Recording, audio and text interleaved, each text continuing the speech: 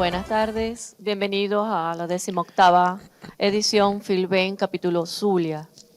Con nosotros tenemos al profesor Juan Romero, politólogo, docente universitario, bibliófilo y diputado a la Asamblea Nacional, con la presentación del libro Piar, la contradictoria lectura de la historia, de Amílcar Figueroa, a cargo de nuestro profesor entonces Juan Romero. Bienvenido, profesor. Gracias, muy amable. Bien, bienvenidos a todos primero a la Feria Internacional del Libro de Venezuela, capítulo Zulia. Sean todos bienvenidos en medio de esta gran conmemoración hoy a todos acá, que es el bicentenario de la batalla del lago de Maracaibo. En medio de esto y como homenaje precisamente a esta conmemoración hemos organizado este y otros eventos. Los invito de una vez mañana para la instalación del Simposio Internacional Bicentenario de la Batalla del Lago en la sede del antiguo Banco Mara para los que son del Zulia, los que no es la sede del Tribunal Supremo de Justicia.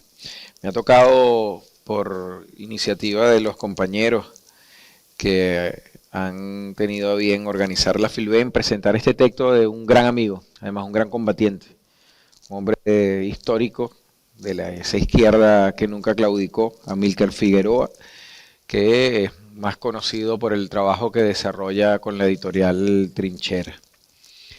Este texto de Amílcar tiene para mí especial significado, y lo digo por una parte como profesor de historia que soy esencialmente, y por la otra como interesado en el tema de la reivindicación de la memoria.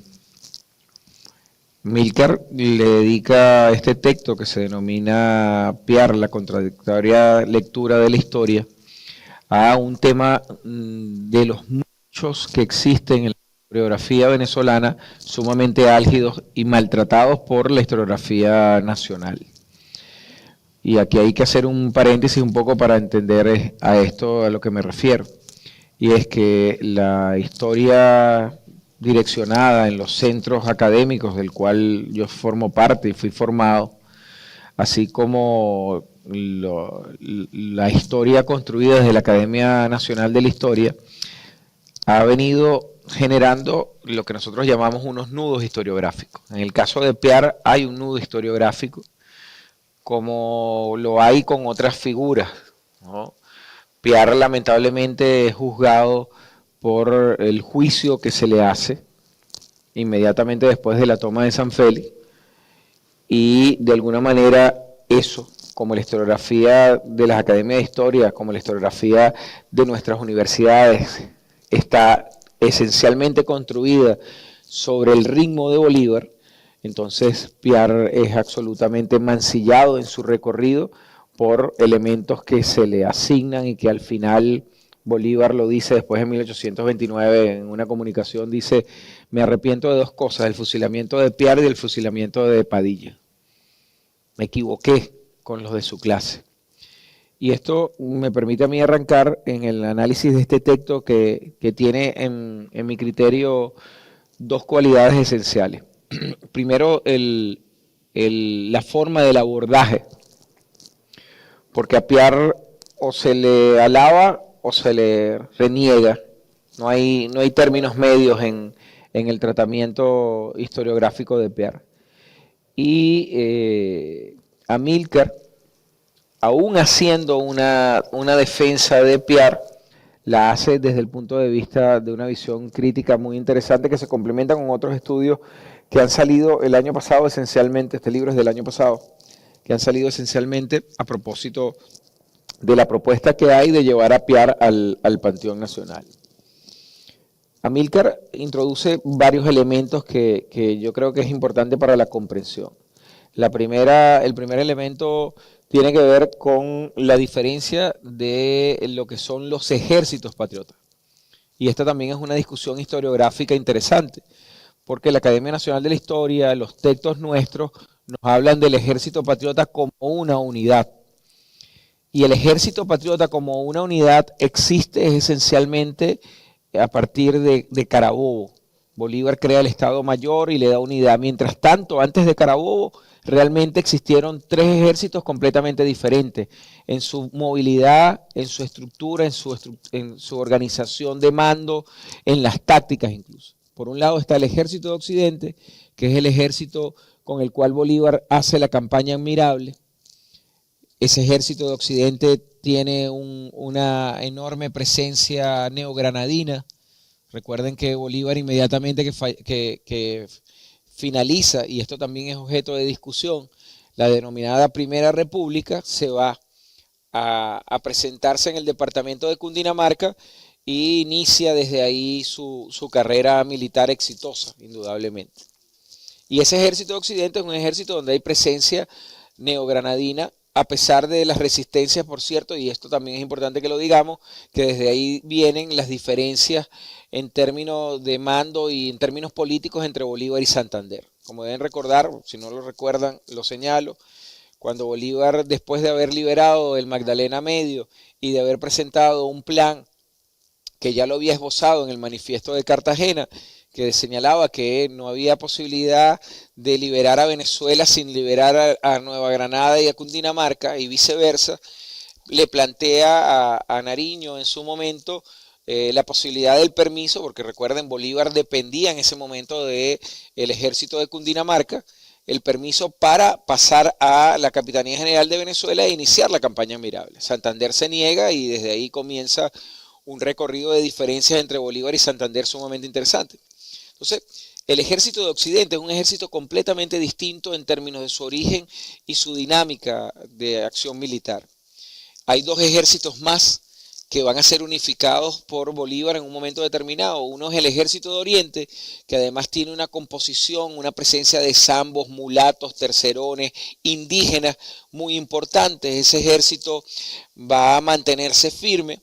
Por eso es que digo que cuando la historiografía venezolana tradicional dice la caída de la Primera República, la caída de la Segunda República, no es tal. Mariño, Piar, Arismendi mantienen la República en Monagas, en Sucre, en las proximerías de Margarita, siguen resistiendo 1813, 1814, 1815, 1816, que se supone que han fracasado ya la Primera y la Segunda República, y sin embargo ese ejército de Oriente, donde está Juana Ramírez la Avanzadora, donde hay un conjunto de actores como los que ya nombré, van a ser clave en una dinámica que va a ser completamente distinta en términos de logística, en términos de acción militar del ejército de Occidente. Y luego está el tercer ejército, que es el ejército llanero, que es el ejército de Páez. Ese ejército tiene también otra estructura, otra forma completamente distinta. Ese tema que se hace famoso en las queseras del medio de Vuelvan Cara es una estrategia característica efectivamente de los llaneros, intentar mostrar que están retrocediendo y no retroceden, sino que hacen una acción. Entonces, ese elemento de las características del ejército de Oriente, que explica al mismo tiempo las disputas de mando que va a tener Mariño, que va a tener Bermúdez en un momento determinado, el propio Piar con Bolívar, tienen su raíz ahí y son muy bien estudiadas, muy bien analizadas por Amílcar Figueroa en este texto. Entonces ese es un primer factor que yo creo que es vital que resaltemos de este libro, que hay una aproximación a las particularidades que tiene el Ejército de Oriente que es muy poco visto. Quizás en el texto de Eleazar López Contreras sobre las tácticas del Ejército Patriota vemos una aproximación. Incluso en algunos trabajos de Jacinto Pérez Arcay también hay algunos elementos, pero Amílcar lo desarrolla con especial denuedo y dedicación. Hay un segundo elemento que yo quiero resaltar de este libro, ¿no? Y que está referido básicamente a el tratamiento del accionar del propio Piar. Porque, insisto, con Piar, a partir de los acontecimientos que conducen a su fusilamiento, que tienen que ver con esas disputas que hubo entre 1814 y 1816 en términos de liderazgo, en términos de las acciones militares, han marcado lo que ha sido su impronta y en nuestro criterio esa marca ha hecho que se mantenga oculto el brillante desenvolvimiento militar que lleva adelante Piar y lo hemos transformado en una figura desdibujada totalmente de nuestra historiografía. Es decir, cuando hablamos de Piar, y esto es lo que demuestra esencialmente en su libro Amílcar Figueroa, se muestra algo que para la historiografía oficial que marcha sobre el excesivo culto a Bolívar, sobre el endiosamiento a Bolívar, no significa que asumamos posiciones antibolivarianas, muy por el contrario, pero lo que sí ha quedado demostrado como bien lo demuestra y les sugiero que lo compren porque está acá el último libro de mi buen amigo Pedro Calzadilla, El siglo de la pólvora, es que hay una forma de estudiar a Bolívar especialmente sesgada para justificar unas formas de dominación que se construyeron esencialmente con PAE. Y en el caso específico de Piar, entonces se olvida algo que es primordial y que habla muy bien de Piar, y que habla muy bien de lo que fue la dinámica que conduce a el enrutamiento decisivo que permite que nosotros ganemos la guerra de independencia. Cuando uno ve lo sucedido entre 1810, 1811, 1812, 1813, 1814 hasta 1816, uno se da cuenta que existe el mismo error. La visión que todavía está presente hoy, yo lo digo muy jocosamente, siempre lo señalo, que Dios existe y despacha solo en Caracas. Y que toda la acción política militar tenía como epicentro y debía tener como epicentro Caracas.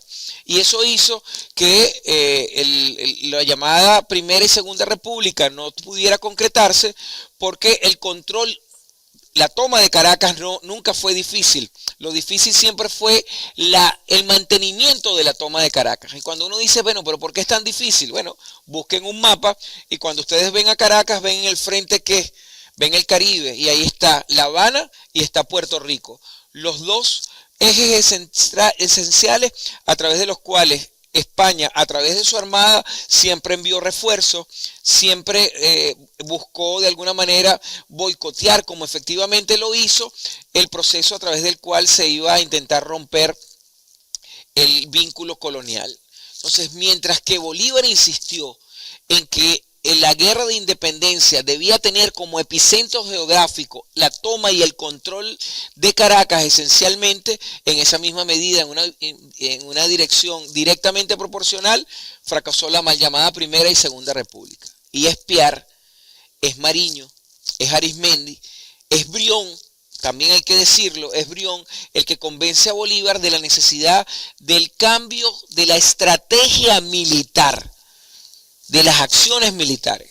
Y es Brión con Piar quien propone la toma de Angostura, y la toma de Angostura, ¿por qué va a ser clave? La toma de Angostura va a ser clave porque controlando Angostura se tiene acceso a los llanos orientales, a los llanos de Monagas, ¿ok?, a los llanos de Anzoátegui, se tiene acceso a los llanos de Guárico, se tiene acceso a los llanos de Apure y de Barinas, y eso es ¿qué es? Eso es tabaco. Eso es añil, eso es cuero, eso es cebo que podía ser comercializado en el Gran Caribe y cambiado esos recursos por fusiles, por uniformes, por cañones, por un conjunto de elementos que eran necesarios para la guerra. Ese cambio estratégico que a Bolívar le cuesta comprenderlo, porque mientras que Piar insiste en la toma de los castillos de Guayana que están hacia los lados del Tamacuro y toda la zona que está hacia lo que hoy es Ciudad Bolívar, Bolívar seguía insistiendo en la campaña del centro del país. De hecho, deben recordar, para los que no lo recuerdo, que eso fracasa y Bolívar tiene que volver a ir al Caribe a solicitar apoyo en Haití, a Petión, al propio Brión, y luego es que vuelve a regresar para incorporarse a la campaña que va a terminar con la batalla de San Félix, que es dirigida por Piar. Entonces hay un cambio, hay una visión geoestratégica de alto impacto que por la consecuencia del juicio, por las intrigas que efectivamente aquí se suceden, porque el tema que es innegable, lamentablemente, de las condiciones de clase, porque Piar no era blanco. Y esto es un tema que va a estar presente en esta dinámica, y que de alguna manera va a ser vital. Déjenme ver si consigo el trozo que quiero leerles, donde se muestra esta visión que trata despectivamente a Piar por su condición de no blanco, y que indudablemente afecta lo que conduce un juicio que hasta el día de hoy nos mantiene preocupados. Vamos a ver si por acá lo consigo. Me disculpen, pero es que no me traje el mío, que está perfectamente subrayado, y este me lo permitieron ahora, y tengo que ubicarlo. Vamos a ver dónde está.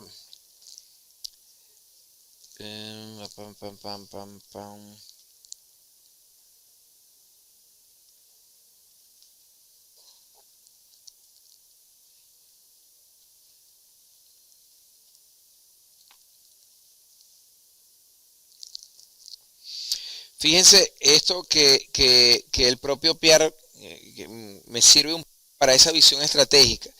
Piar le dirige al general Manuel Cedeño una comunicación que está fechada en 1000.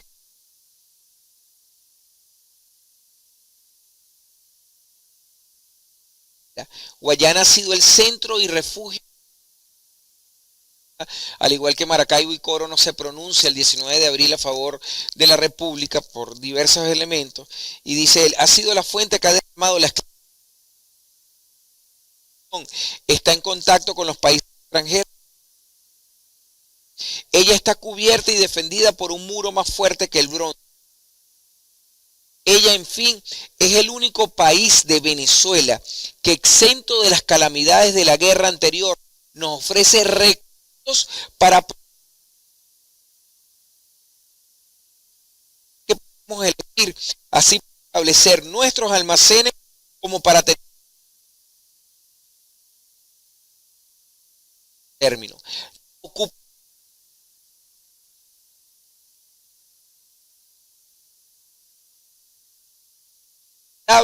Y los males que produciría el dejar todo plano. Y esto sería porque el control, las misiones del Caroní, la disposición de cuero de res va a ser un elemento sumamente. Tiempo en el que Piar hace la campaña de Guayana, las medidas que toma como distribución de la tierra entre los indígenas, el reconocimiento, causan temor porque, como muy bien lo señala el historiador Miguel Izar, el llamado miedo a la revolución era algo contundente para los blancos. Recuerden que si bien a ese momento ya ha pasado lo más crudo de la guerra a muerte, del decreto de guerra a muerte, que emitido por Bolívar como una forma de incorporar a todos los sectores, criollos no representaban más del 10% de la población, el 90% eran zambos, mulatos, tercerones, saltos atrás, indígenas, afrodescendientes. Por tanto, todos ellos veían con resquemor a los mantuanos que estaban dirigiendo el proceso libertador, pero que al mismo tiempo que hablaban de libertad eran los principales que va a ser Piar en el tiempo que le toca administrar tanto políticamente como militarmente toda la zona del Delta Macuro y la zona de Bolívar. Va a ser tomar unas medidas muy populares en términos de la asignación de tierras, de reconocimiento del papel que tenían, y eso va a generar unos resquemores que, insisto, vamos a ver si lo consigo, porque el texto es sumamente duro al respecto de Piar en relación a lo que iba a hacer y lo que iba a terminar con el proceso de su fusilamiento. Vamos a ver dónde está.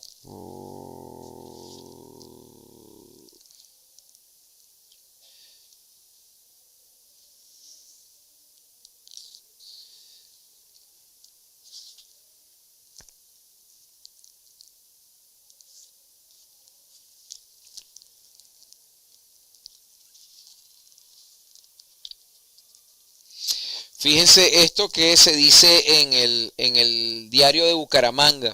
Era lo que estaba buscando. Dice, la muerte del general Piar fue entonces de necesidad política y salvadora del país. En ella iba a empezar la guerra de los hombres de color contra los blancos.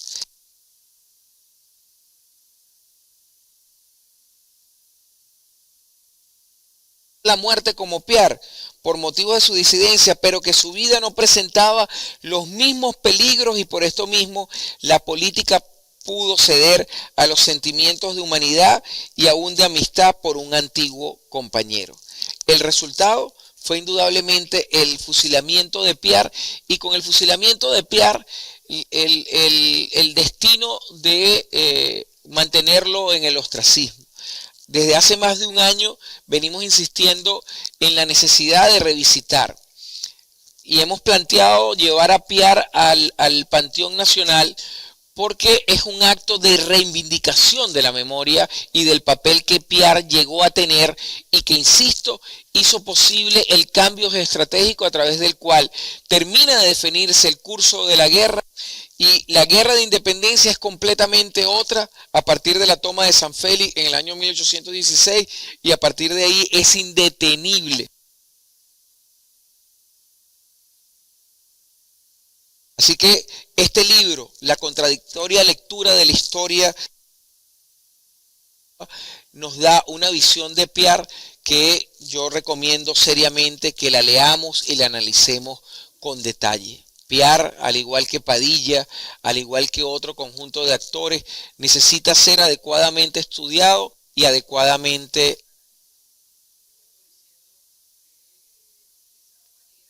tenido la historiografía de juzgar en algunos casos es de Páez.